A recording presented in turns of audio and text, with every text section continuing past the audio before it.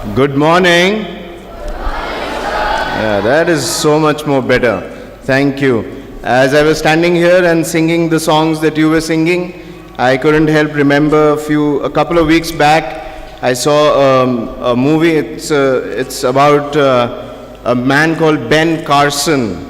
The movie's name is Gifted Hands, and Benjamin Carson is the head of pediatric surgery in Johns Hopkins Hospital in the US.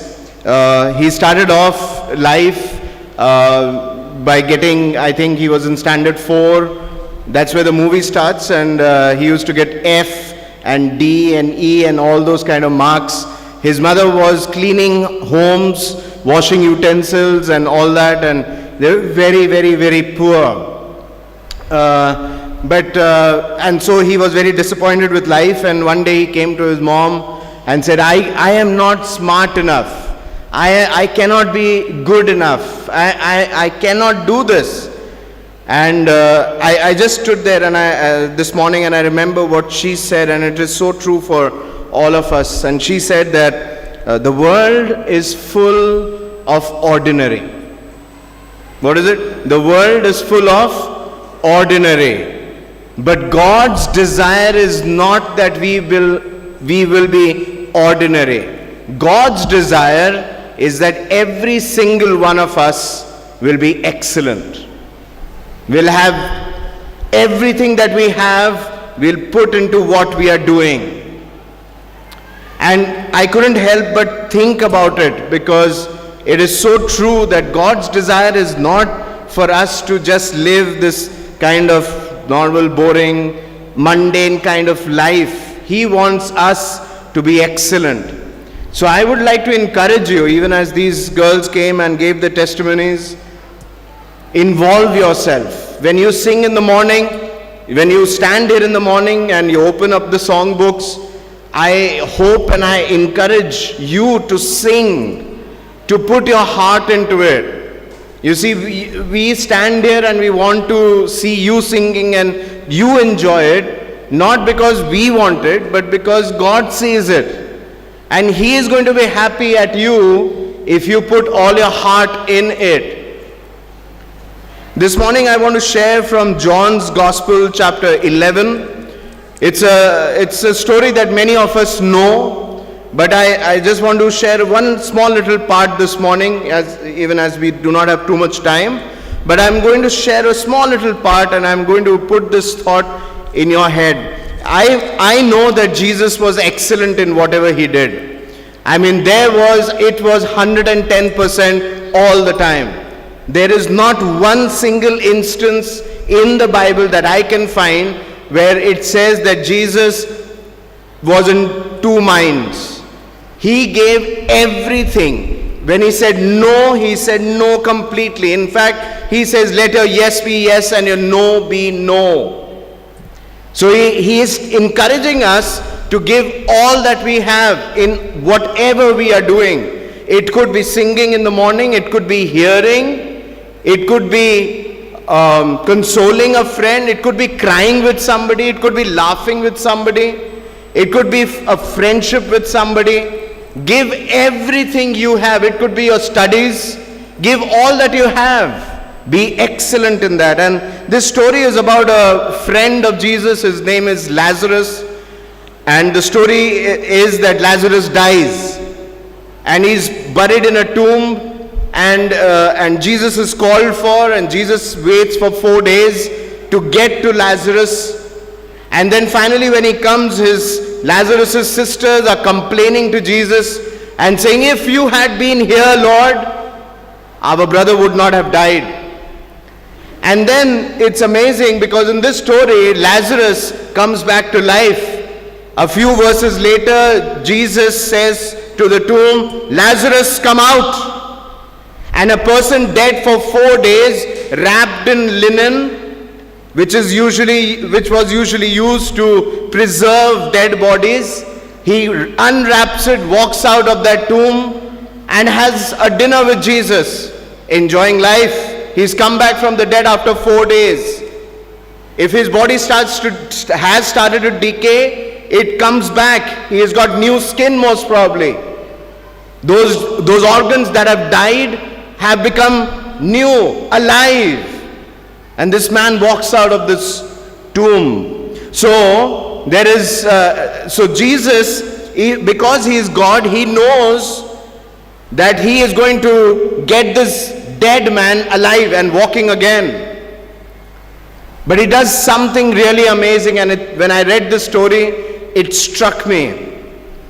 It says in verse 33 in John chapter 11, when Jesus saw her weeping, and the Jews who had come along with her also weeping, he was deeply moved in spirit and troubled. Where have you laid him? He asked. Come and see, Lord, they replied. Verse 35, Jesus wept. This is the smallest Bible verse in the Bible, but it is so full of meaning. You see, Jesus had no reason to weep because he knew that he's going to get this dead guy alive. So he could have come and he could have said, don't cry. Usually that's what we say when we find somebody crying. What do we say? Cry more? No. We say, don't cry. It'll be okay. Life will be better. It will pass. This situation will be all right. Jesus didn't do anything like that. He's late 4 days, and it doesn't tell these ladies and the other people gathered there, do not cry. But what does he do?